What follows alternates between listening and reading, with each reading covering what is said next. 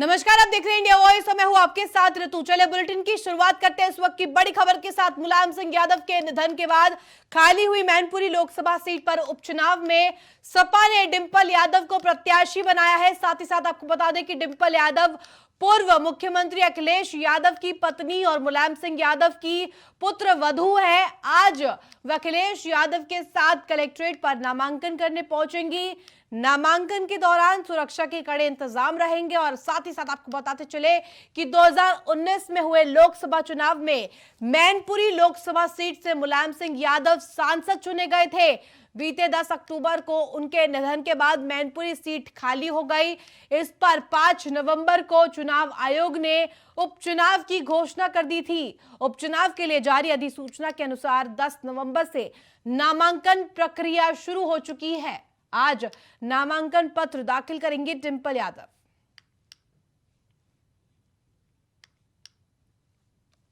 आज नामांकन पर्चा भरेंगी डिंपल यादव। सपा की तरफ से प्रत्याशी बनाई गई है और ऐसे में अब उन्हें बड़ी जिम्मेदारी। वही बिजनौर में डीजल सर्विस की दुकान में अचानक आग लगकर भयंकर आग से दुकान में रखा लाखों का सामान जलकर राख हो गया। दमकल की टीम ने 2 घंटे की मशक्कत के बाद किसी तरह से आग पर काबू पाया। बिजनौर के थाना नूरपुर क्षेत्र के धामपुर चौराहे का ये पूरा मामला बताया जा रहा है। इस वक्त की बड़ी जानकारी हम आपको दे रहे हैं। जिस तरह से बिजनौर की तस्वीर आप देख सकते हैं, किस तरह से डीजल सर्विस की दुकान में आग लगी। अचानक इस आग लगने से पूरे जगह पर जिस तरह से अफरा तफरी मच गई और हड़कंप मच गया। आप देख सकते हैं आग की लपटें कितनी ऊंची ऊंची और ऐसे में डीजल सर्विसिंग की दुकान पर आग लगने से भयंकर अफरा तफरी मची। समय रहते दमकल की गाड़ियों को भी सूचित किया गया और दमकल की 2 गाड़ियां वहां पर पहुंची। बमुश्किल आग को बुझाया गया। नूरपुर क्षेत्र के धामपुर चौराहे का ये पूरा मामला, जहां पर बिजनौर की तस्वीरें हम आपको दिखा रहे हैं। आग से दुकान में रखा लाखों का सामान जलकर राख हो गया। किसी तरह से आग पर काबू पाया गया।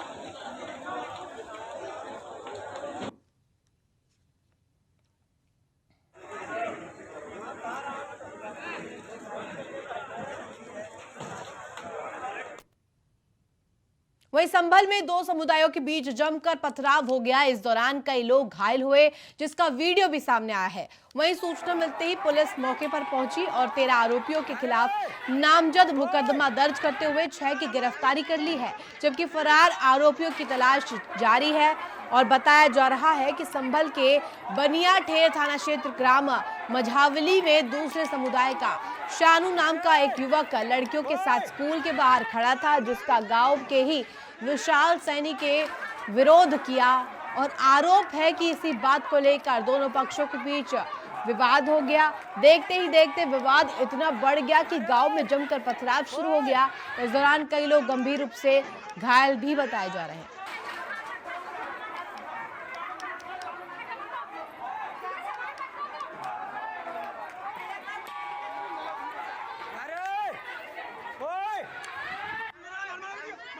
संभल की तस्वीरें हम आपको दिखा रहे हैं। देख सकते हैं किस तरह से अब ये वीडियो सोशल मीडिया पर बहुत तेजी से वायरल हो रहा है, क्योंकि अब इसका फुटेज भी सामने आ गया है। तो सोशल मीडिया पर जिस तरह से अब ये सुर्खियां बटोर रहा है, 13 आरोपियों के खिलाफ फिलहाल मुकदमा दर्ज हुआ है और 6 लोगों को मामले में गिरफ्तार भी किया गया है। 2 समुदायों के बीच जमकर पथराव की तस्वीरें आप देख सकते हैं और अब ये वीडियो भी संभल से वायरल हो गया है। 13 आरोपी हैं जिनके खिलाफ मुकदमा दर्ज कर लिया गया है। इसी खबर पर ज्यादा जानकारी के साथ हमारे संवाददाता सतीश सिंह जुड़ गए। सतीश, जिस तरह से पूरा मामला सामने आया, 2 समुदाय के बीच पथराव हुआ और अब ये वीडियो भी सोशल मीडिया पर वायरल हो रहा है, क्या कुछ जानकारी आपके पास?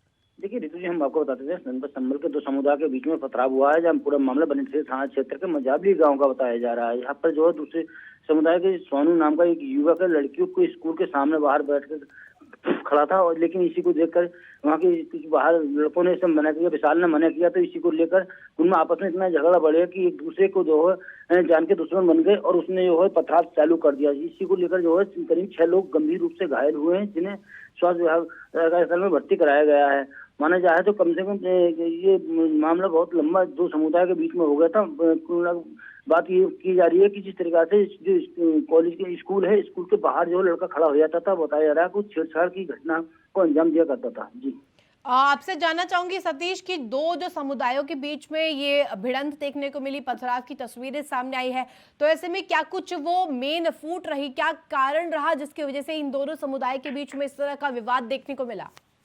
ये बताते चलो जिस तरह से जिनको संबल की बनी थे जो गांव का मामला है, तो वहाँ पर बताया जा रहा है कि एक स्कूल है, वहाँ पर जो छात्रा कुछ पढ़ने जाती थी, पर लेकिन ये मनचला जो है युवक है सोनू नाम का, वहाँ पर जो बैठ जाता था और लड़की को साथ में छेड़छाड़ करता था।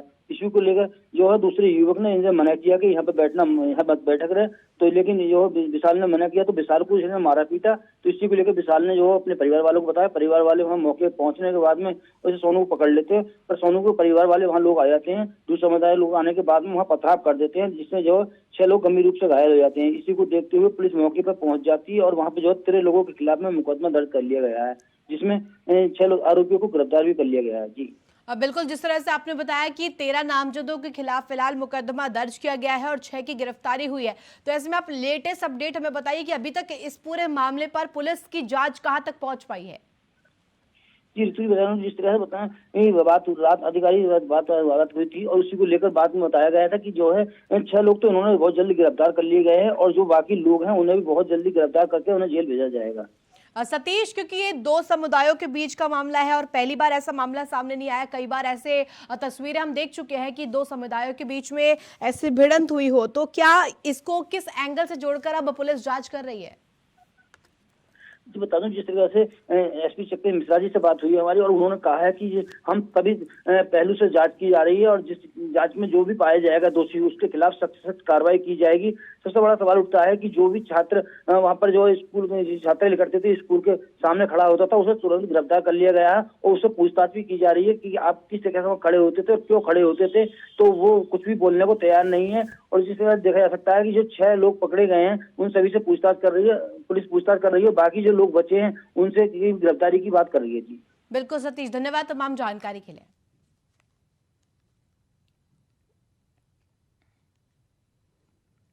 वहीं जम्मू कश्मीर के अनंतनाग में राख मोमिन इलाके में गोलाबारी कर प्रवासी मजदूरों को फिर से निशाना बनाया गया है। इस बार आतंकियों के निशाने पर कुशीनगर के 2 मजदूर रहे जिन्हें गोली मारी गई। फिलहाल दोनों मजदूर घायल हैं, जिन्हें अस्पताल में भर्ती कराया गया है। दोनों अपने परिवार के एकमात्र कमाऊ सदस्य हैं और साथ ही साथ आपको बता दें कि जिनके ऊपर परिवार की जिम्मेदारी भी बताई जा रही है। अब उनके घायल होने की सूचना से गरीब परिवार के पास रोने के सिवा दूसरा कोई रास्ता बचा नहीं है। वहीं दोनों घायल मजदूर छोटू और गोविंद यूपी के कुशीनगर के कसिया थाना क्षेत्र के धुरिया गांव के रहने वाले हैं। दोनों अपने गांव में रोजी रोटी की तलाश में इसी साल मार्च महीने में जम्मू कश्मीर गए थे। मजदूरी कर परिवार का भरण पोषण कर रहे थे। दोनों मजदूर मुसहर समुदाय के हैं, जो यूपी में बेहद गरीब जाति मानी जाती है। छोटू पुरैनी गांव के रहने वाले हैं और वह धुरिया अपने ससुराल में अपने परिवार के साथ कई सालों से रहते हैं। वहां इसी गांव के गोविंद है, जो परिवार की खराब आर्थिक स्थिति को दूर करने के लिए परिवार छोड़ जम्मू कश्मीर गए थे। कश्मीर में जिस तरह से आतंकी वारदातें नहीं थम रही है, टारगेट किलिंग एक बार फिर से सुचारू रूप से जारी है और लोग जिस तरह से टारगेट हो रहे हैं, अब पथराव होते हैं, आए दिन वहां पर मामले सामने आते हैं टारगेट किलिंग के। उसी का ये उदाहरण कुशीनगर की तस्वीरें आप देख सकते हैं। परिजनों में किस तरह का माहौल है, किस तरह का रोष उनके मन में, बेहद दुखद तस्वीर है, क्योंकि एकमात्र कमाऊ सदस्य और अब वो भी इस स्थिति में, तो अंदाजा लगाया जा सकता है कि आखिर परिवार का क्या होगा। इस चीख पुकार से आप समझ सकते हैं कि कितना दर्द आज टारगेट किलिंग की वजह से लोगों के मन में आज भी वो जहन में याद है, वो जो दौर था टारगेट किलिंग का एक बार फिर से जम्मू कश्मीर में सुचारू रूप से चालू फिर से हो गया है। आतंकियों ने गोली मारकर घायल किया है।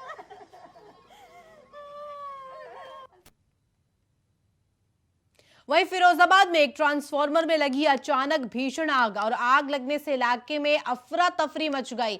आपको बता दें कि आसपास की कॉलोनियों की गुल हुई बिजली और स्थानीय लोगों ने फायर ब्रिगेड को सूचना दी, जिसके बाद शिकोहाबाद रेलवे स्टेशन के पास मेहराबाद की पूरी घटना बताई जा रही है। आप तस्वीरों में देख सकते हैं ट्रांसफार्मर में किस तरह से आग की लंबी लंबी लपटें उठती हुई, और ऐसे में शिकोहाबाद रेलवे स्टेशन के पास मेहराबाद की पूरी घटना बताई जा रही है। फिरोजाबाद की तस्वीरें हम आपको दिखा रहे हैं, जिसमें एक ट्रांसफार्मर में भीषण आग लगी और आग लगने से अफरा तफरी का माहौल देखा गया। लोग अपनी जान बचाकर आसपास के इलाके से हटने लगे और इस ट्रांसफार्मर में आग लगने का असर ये हुआ कि जो आसपास की कॉलोनियां हैं उधर भी बत्ती गुल हो गई, लाइट चली गई और ऐसे में लोगों को कई समस्याओं का सामना भी करना पड़ा। किसी तरह से दमकल विभाग ने पहुंचकर परिस्थिति को अपने हाथों में लिया और किसी तरह से आग पर काबू पाया गया।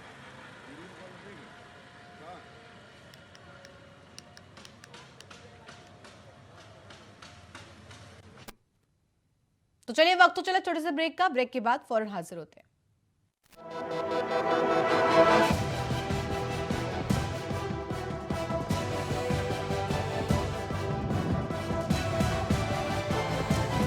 इंडिया वॉइस, आपकी सोच, आपकी आवाज।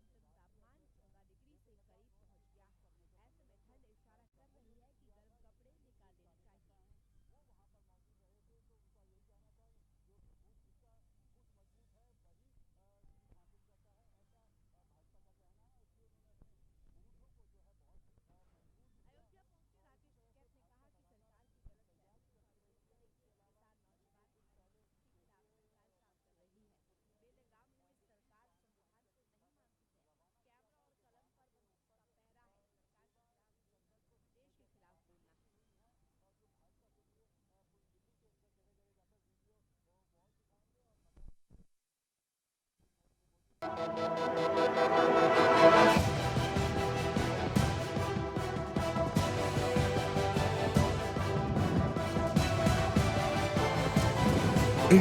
वॉइस, आपकी सोच, आपकी आवाज। ब्रेक के बाद आपका स्वागत है। छत्तीसगढ़ में लगातार ट्रेनों के रद्द होने को लेकर मुख्यमंत्री भूपेश बघेल ने केंद्र सरकार को आड़े हाथों लिया है। मुख्यमंत्री ने कहा कि ट्रेन आम लोगों के जीवन का हिस्सा है। ट्रेन रद्द होने से आम लोगों का बड़ा नुकसान हो रहा है, गरीब लोगों पर आर्थिक का भार पड़ रहा है। केंद्र सरकार को इस पर गंभीरता से ध्यान देने की जरूरत है।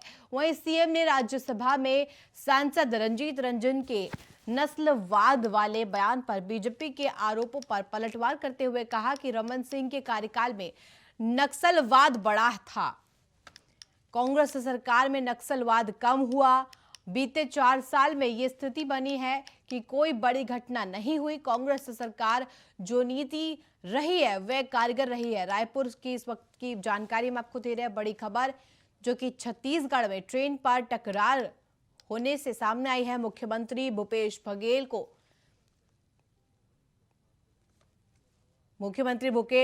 बघेल ने केंद्र पर निशाना साधा है। कहा है कि गाड़ियां रद्द होने से लोगों पर आर्थिक बोझ पड़ रहा है। सांसद रंजीत रंजन के बयान पर भी पलटवार किया है।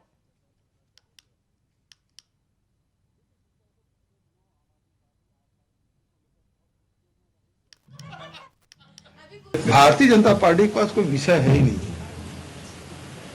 न किसान का मुद्दा है, न मजदूरों का है, न आदिवासियों के, न विकास का मुद्दा है ना, न मानव विकास के उसके पास मुद्दे हैं, न ही भौतिक विकास के।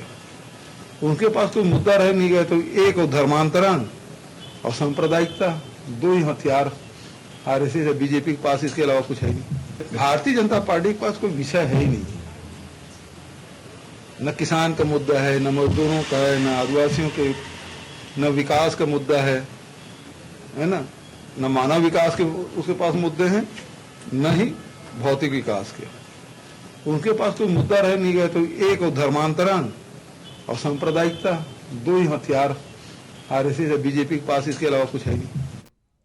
तो आपको इस वक्त की बड़ी खबर बता दें, काशी विश्वनाथ मंदिर में 3 संदिग्ध पकड़े गए हैं। इस वक्त की बड़ी जानकारी हम आपको दे रहे हैं। 3 संदिग्धों को पुलिस ने गिरफ्तार किया है। इस वक्त की बड़ी जानकारी, काशी विश्वनाथ मंदिर से 3 संदिग्ध पकड़े गए हैं। केंद्रीय जांच एजेंसी तीनों पर बातचीत कर रही है।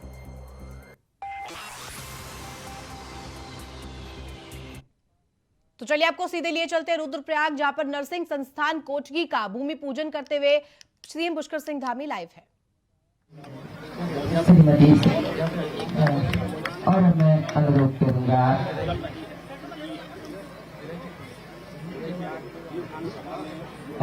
माननीय विधायक रुद्रप्रयाग श्री भरत सिंह चौधरी जी अपना संबोधन देंगे।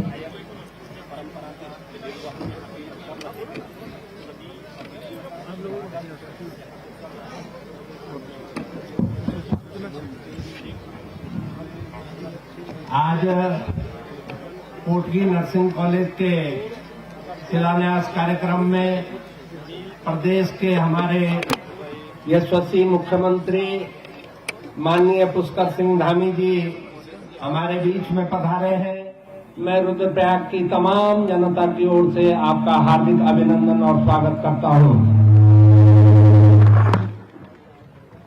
माननीय डॉक्टर धन सिंह रावत जी, जो कि इस प्रदेश के स्वास्थ्य और चिकित्सा मंत्री भी हैं, और इस नर्सिंग कॉलेज के विस्तार में, इसके विस्तार के लिए उनका बहुत बड़ा योगदान आने वाले समय में होने वाला है। मैं उनका भी रुद्रप्रयाग की जनता की ओर से हार्दिक अभिनंदन और स्वागत करता हूं। मंच पर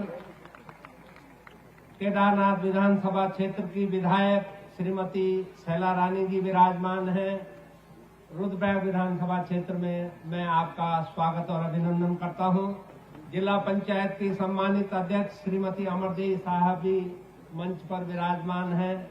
आपका भी हार्दिक अभिनंदन और स्वागत।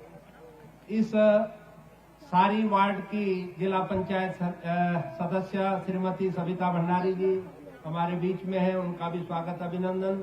और प्रातः स्मरणीय हमारे स्वामी शिवानंद जी महाराज, जिनकी अनुकंपा से रुद्रप्रयाग में हमें जिला चिकित्सालय का एक दूसरा परिसर मिला है।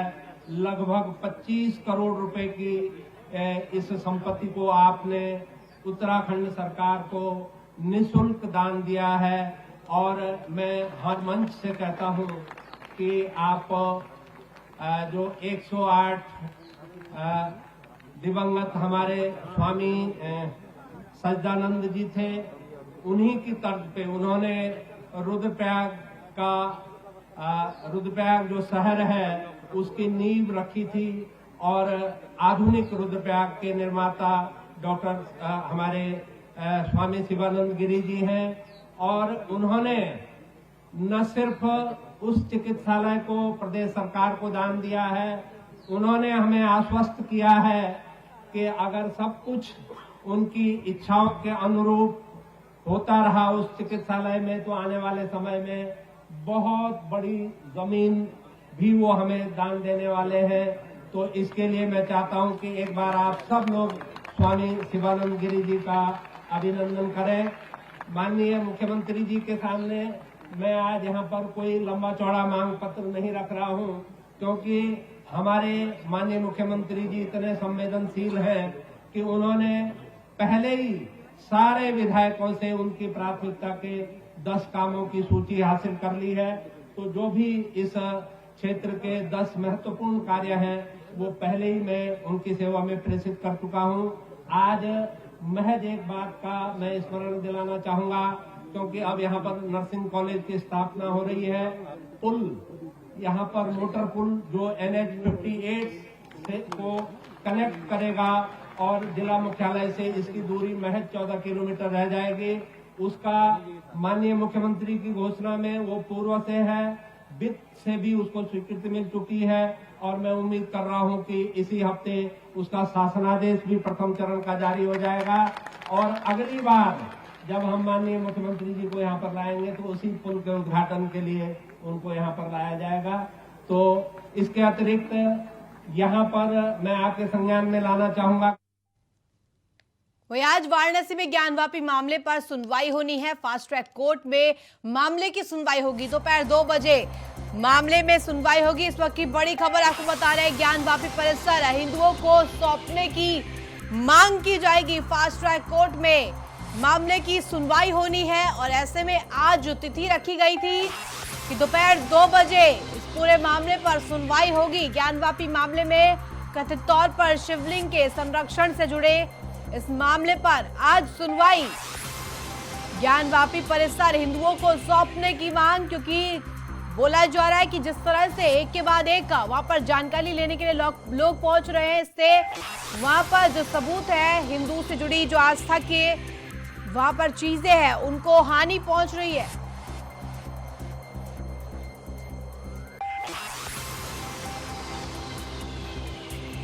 दोपहर 2 बजे ज्ञानवापी परिसर में हिंदुओं को ज्ञानवापी परिसर सौंपने की मांग को लेकर आज सुनवाई। वाराणसी की इस वक्त की बड़ी खबर आपको बता रहे हैं, सुनवाई आज होनी है और ये फैसला हो जाएगा कि आखिर कब ज्ञानवापी परिसर हिंदुओं को सौंपा जाएगा। फास्ट ट्रैक कोर्ट तक ये मुद्दा चला गया है। फास्ट ट्रैक कोर्ट इस पर त्वरित सुनवाई करेगा। ज्ञानवापी परिसर हिंदुओं के लिए बेहद महत्वपूर्ण आस्था जुड़ी है ज्ञानवापी से हिंदुओं की। तो ऐसे में अब सीधे तौर पर हिंदू पक्ष की ये मांग है कि जल्द से जल्द ज्ञानवापी परिसर को हिंदुओं के हवाले किया जाए, हिंदुओं के हाथ सौंप दिया जाए। दोपहर 2 बजे मामले की सुनवाई होनी है। दोनों ही पक्ष अपनी अपनी दलीलें रखेंगे और क्या कुछ इस सुनवाई से निकल कर आता है बेहद दिलचस्प, क्योंकि अब सीधे तौर पर हिंदू पक्ष ने मांग कर ली है कि ज्ञानवापी मामले पर अब सुनवाई जल्द से जल्द हो जाए और ज्ञानवापी परिसर अब हिंदुओं को सौंपा जाए।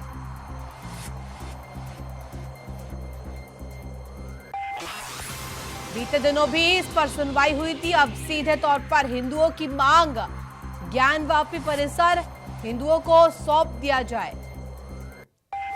तमाम दलीलें पेश की जाएंगी, पहले भी की जा चुकी हैं और ऐसे में अब दोनों पक्ष अपने अपने तर्क रखेगा, अपनी अपनी तरफ से अपने अपना पक्ष रखेगा और ये फैसला बेहद महत्वपूर्ण इसलिए भी क्योंकि हिंदुओं की आस्था जुड़ी है।